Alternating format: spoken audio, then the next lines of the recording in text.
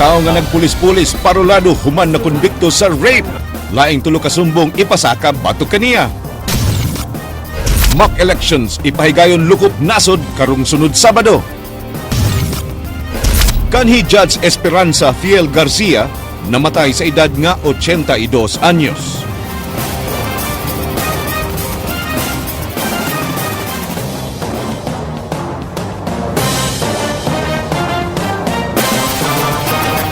Maayong hapon sugbog Kabisayan, kapulisan padayon pa nga nagbantay sa mga delegado sa IEC nga wala pa muuli ug misuroy sa nagkalain-lain nga lugar sa Kabisayan. Nagsugod na hinuon og panguli ang mga delegado sa ilang nasod apan dunay nagpabilin sa Sugbo. Kinigiaksyon na ni Ray Pasaporte.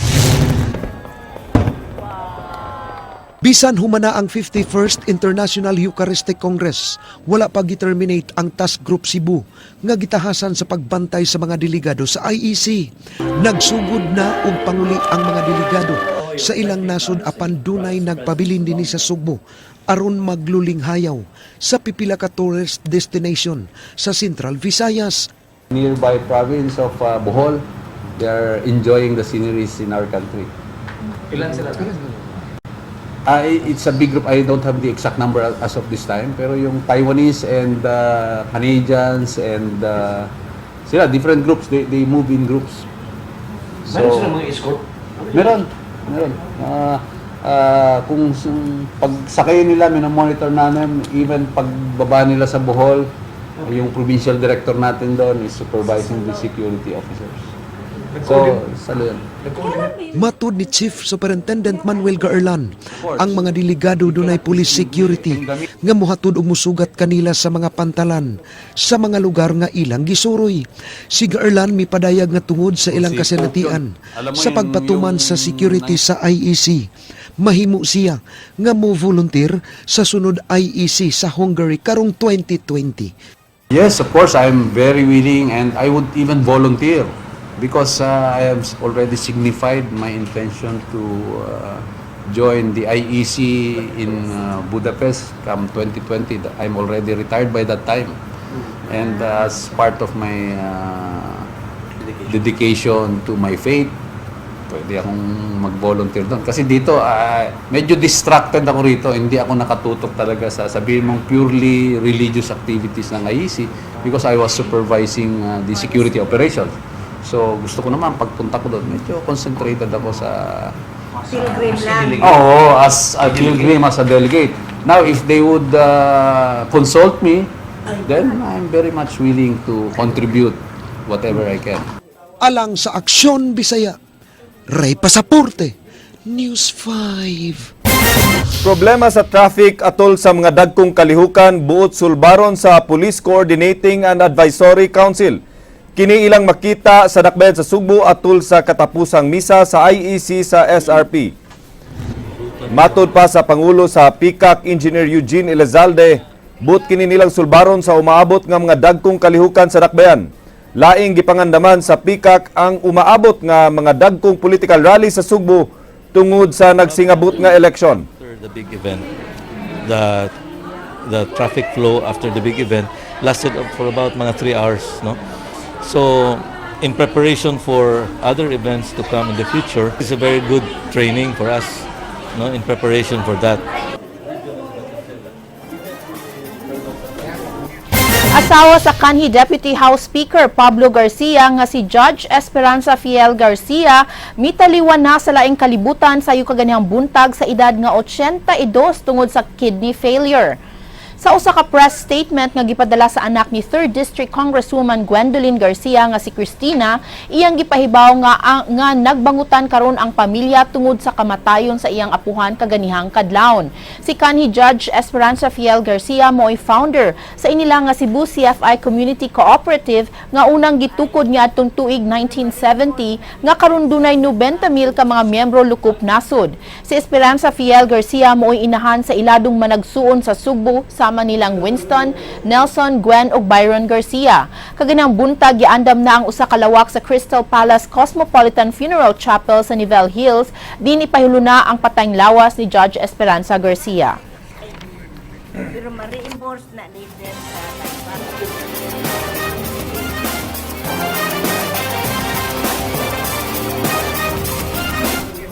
Tulo ka mga sumbong gipasaka sa usa ka lalaki nga gidakop tungod sa pagsulob og uniform sa pulis nga nagdala sa replika sa usa ka armas. Nasayran nga kini usa ka parolado nga rape convict. Kini giaksyonan ni Ray Pasaporte. Gipasakaan sa CIDG-7 og sumbong illegal use of uniform, an insignia, illegal use of gun replica og violation sa Comelec gun ban si Doji Canindo.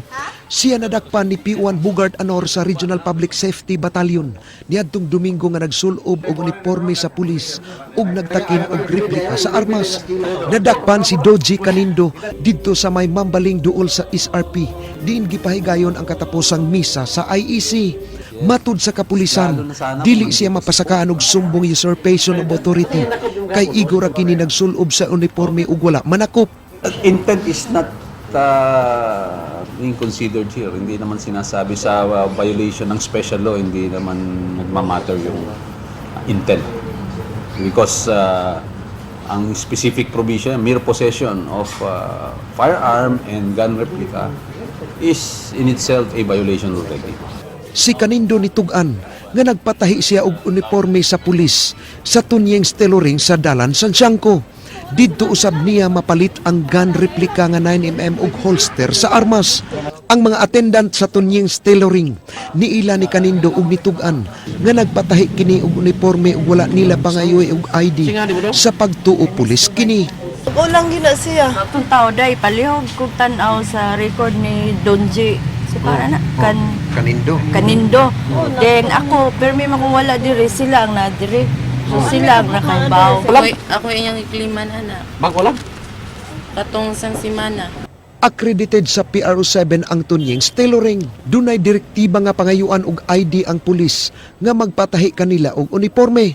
Matud ni Gaerlan, ilang i-recall ang tanang accreditation sa mga tailoring.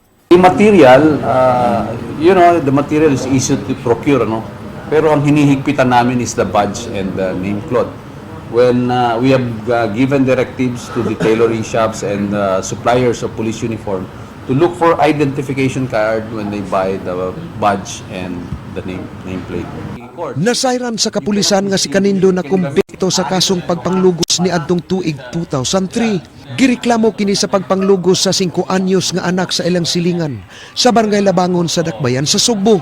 Napriso siya sulod sa 10 ka tuig ug nakagawa sa Muntinlupa ni adto lang 2013. Human gihatagan kini og parol.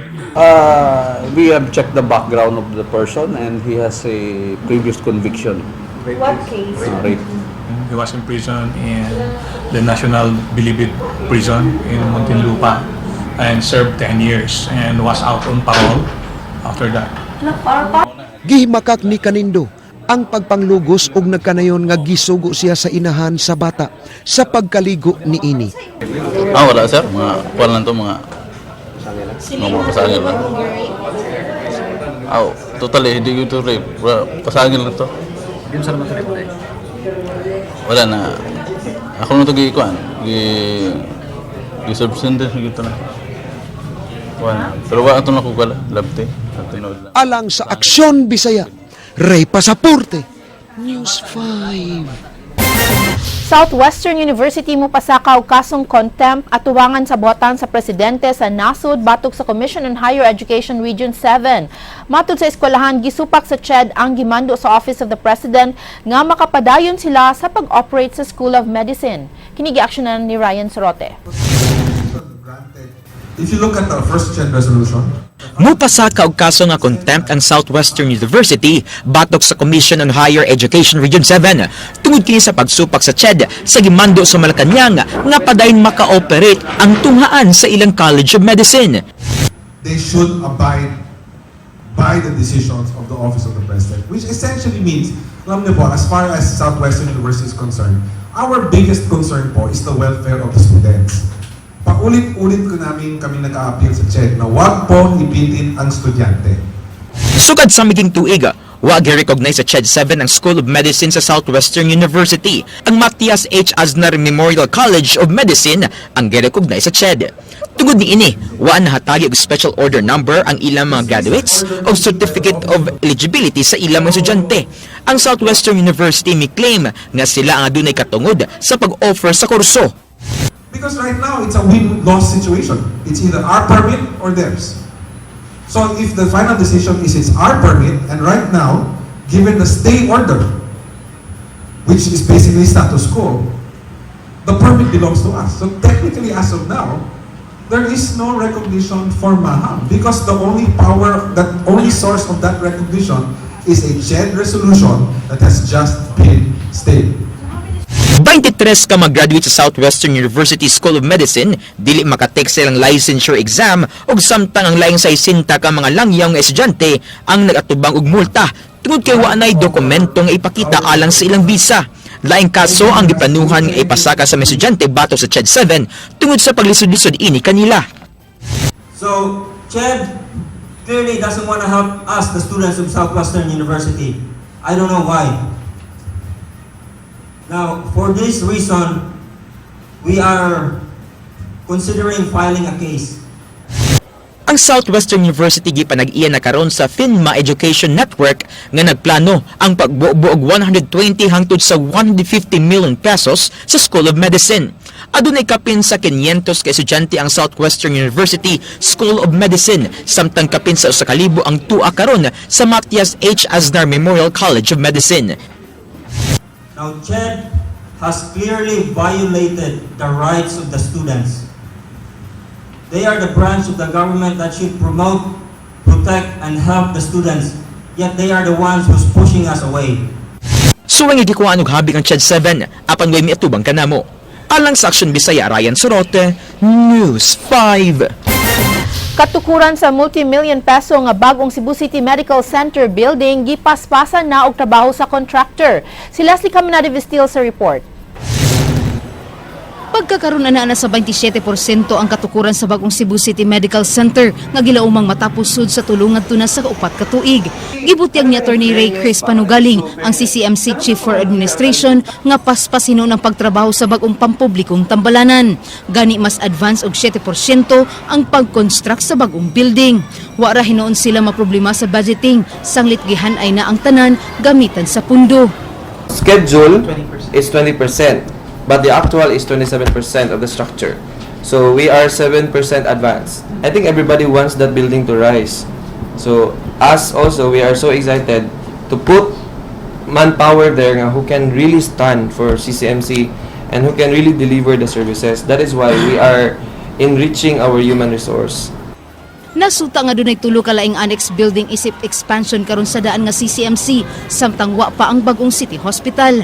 Gipahibaw ni Panugaling nga dunay mga pipila ka mga departments ang adunay expansion, sama na lang sa Pedia Department ug OB Department. Tinguha sa contractor sa mga proyekto nga matapos kini karon tuig 2020. Soon we will open CCMC Extension building. So there will be 3 buildings for CCMC soon. And the CCMC Extension will house the laboratory, the improved laboratories, and the organ imaging department or the Department of Radiology. And there is nothing to worry about it because everything is set. Alang sa Action Bisaya, Leslie Caminade Vistil, News 5. Usa ka mock elections ipahigayon nationwide sa ikaduhang Sabado karong buwana. Kabahin kini sa pagpangandam sa COMELEC sa gipropose nga mall voting karong eleksyon alang sa pag-decongest sa mga voting precincts. Kini giaksyonan ni Jinky Rusit. Agig pagpangandam sa mall voting sa eleksyon karong Mayo, usa ka mock election ang gitakdang ipahigayon karong Pebrero 13.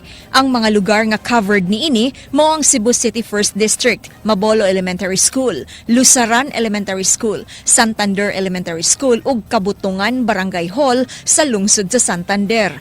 Ang mock election usa ka nasudnong kalihukan nga sama kaniadto adunay mga voting machines, mga Board of Election Inspectors ug municipal canvassers. Si Attorney Lionel Marco Castellano mipaybaw nga base sa nang labing tuig, maayo ang accuracy rate sa mock elections. So, ang ato na is, murag yung election, there will be voters who will be pre-selected. Tapos, they will be invited to vote, touch the machines, and after which, transmit sa result.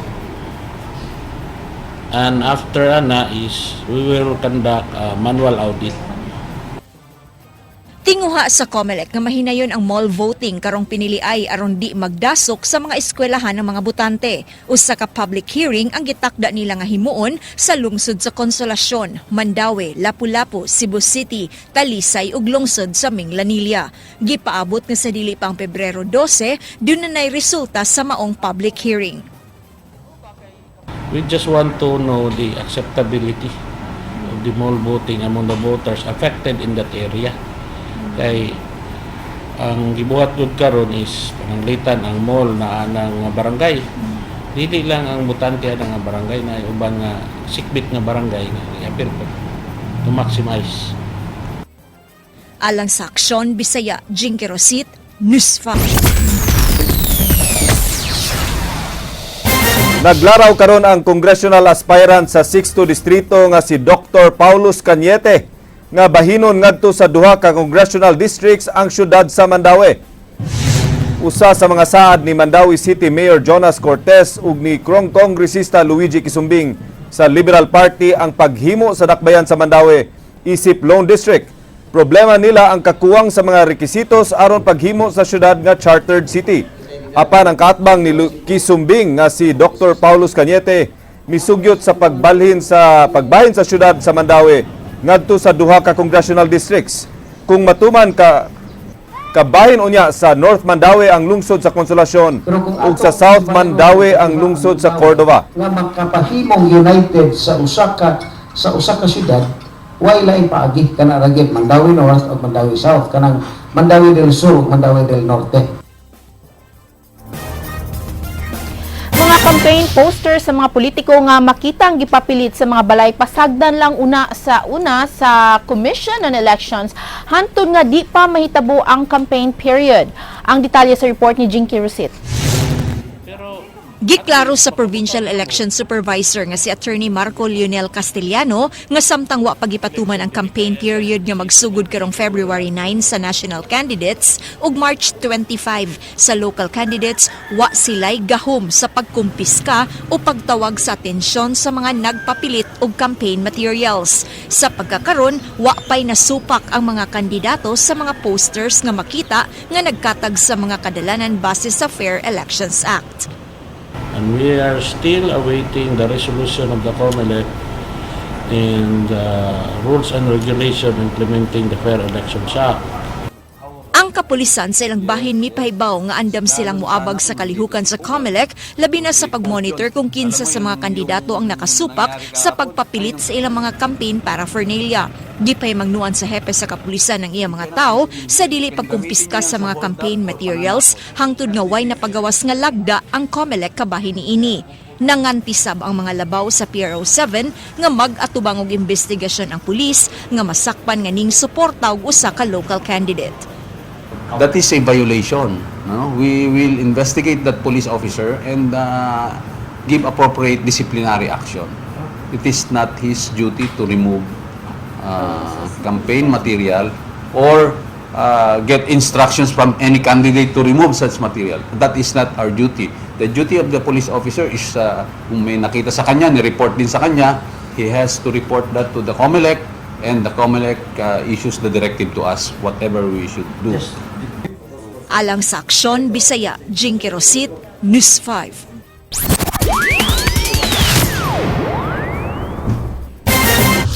Gibanabana nga moabot ngadto sa 8,000 ka mga mananagat ang posibleng maapektuhan sa higayon nga masugda na ang reclamation project diha sa lungsod sa Cordova. Si Ryan Sorote sa detalye. Nabalaga karon ang mga mananagat sa lungsod sa Cordova sa pagsugod na unya sa reclamation project sa SM Prime Holdings sa ilang mga kadagatan. Sa higayon nga mahitabo na kini posibleng maglisod na og samot ang pipila kanila tungod kay mawad na sila og panginabuhian. Sa pagbanabana sa Farmers Development Center, muabot og 8,000 ka mga mananagat ang apektado unya sa proyekto nga suportado og gilabi sa mga sitoy. Supak ini ang mga mananagat tungod kay gawas nila mga taga Cordova lakip nga mawad-an og panginabuhian kadtong mga mananagat gikan sa dakbayan sa Lapu-Lapu, Talisay ug bisan sa mga gikan sa probinsya sa Bohol. Padayon, sige, isgutanan sa kaning padayon, dili no, kami hugot yun may nga mo. Supak yun no, sa mga proyekto nga, dili gid ipadayon. Smayo gid dayon. Kaya ron ng mga katawan sa Cordova, magpadayon ang ilang ginabuhi sa dagat. Dili lang ang taga Cordova may nagsagig na ng dagata. Matud sa mga mananagat, nga wa sab miagi og tarong nga consultation ng proyekto, hilabi na ngadto sa mga labing apektado ini. Usa sa mga pasalig sa pamunuan ni Mayor Adi Sitoy, bugti ang proyekto ang pagpatukod og technical school alang sa mga apektuhan nga mga pamilya nga hangtod karon wa pa mapatuman. Misad usab ang mayor nga ang mga mananagat usab ang patrabahoon sa reclamation project ug ang mga mosunod nga proyekto. Kiniunta ang gisaligan sa mga kabus ug way grado nga mga mananagat alang sa pagsiguro nga doon nagihapoy ugmang ilang mga anak pinaagi sa libreng edukasyon nga nagpadayong sa adlang gihapon. Dili pagid andam sa maong kalambuan ang mga mananagat kung walay alternatibo nga sustenido nga programa o livelihood project ang gobyerno. Sa 12 ka mga barangay sa Cordova nga nagsalig sa abot gikan sa kadagatan, 11 ini ang maapektuhan sa 1,500 hectares nga reclamation project sa SM Prime Holdings. Alang sa Action Bisaya, Ryan Sorote, News 5.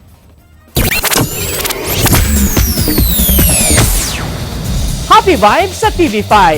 Muarangkada na sa telebisyon karong Sabado ang Born to be a Star, ang labing dakong proyekto sa TV5 ubos sa pakipagsanib puwersa ni ini sa Viva Entertainment. Kahinomduman niya ang popstar royalty princess ug usa sa nabantog nga singing superstar sa nasod nga si Sarah Geronimo, usa ka produkto sa Viva ug karon gipabuhagay sa Viva nga panahon na sa pagpangita sa labing bag-ong mga awit nga mosunod unya sa yapak ni Sarah G. Born to be a Star. Hosted by ultimate singer-songwriter Ogie Alcacid. Princess of the... Naghinam-hinam na ang team ni Ogie Alcacid alang sa labing dakong talent search sa Happy Network. Nalibot na sa grupo ni Ogie ang tibuok nasod alang sa ilang auditions. Ang Born to be a Star o sa nationwide talent search nga buot muhatag og kagayunan sa mga Pilipinong adunay talento sa pag-awit. 3 million pesos ang naghulat sa mamahimong kampiyon ni ini. Gawas pa ni Ana, makapatun-usab sila og kontrata sa Viva Records nga mao ang nagpasikat nilang Sarah Geronimo, Mark Bautista, Rachel Ango ug Angeline Quinto. Andam na ang tanan alang sa Born to be a Star ug naghinam-hinam na ang host ni ini nga si kapatid Ogie Alcacid. Makauban niya isip co-host silang kapatid Yasi Pressman ug Mark Bautista. Silang Pops Fernandez, Rico Blanco, Aiza Sigera ug Andrew E. Mao'y mga nag-unang hurado sa maong reality singing search nga nagpanikad na nga makahatag sa ilang mga bulawanong tips sa mga kapatid natong singing aspirants.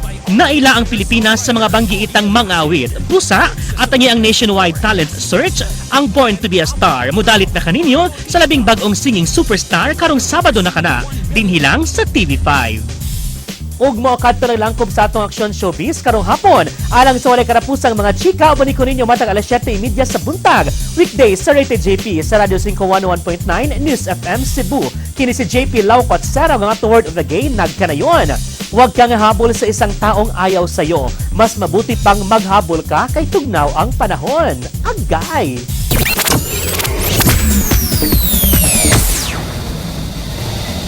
O kanto ang mga balita sa Aksyon Bisaya, ako si Glenn Soco. Mga balita nga pundasyon sa ligdong opinyon o konkretong solusyon, ako si Georgia Herrera. Bisan asa, bisan kanusa, kapatid. Kay di lang kutob sa balita, Aksyon!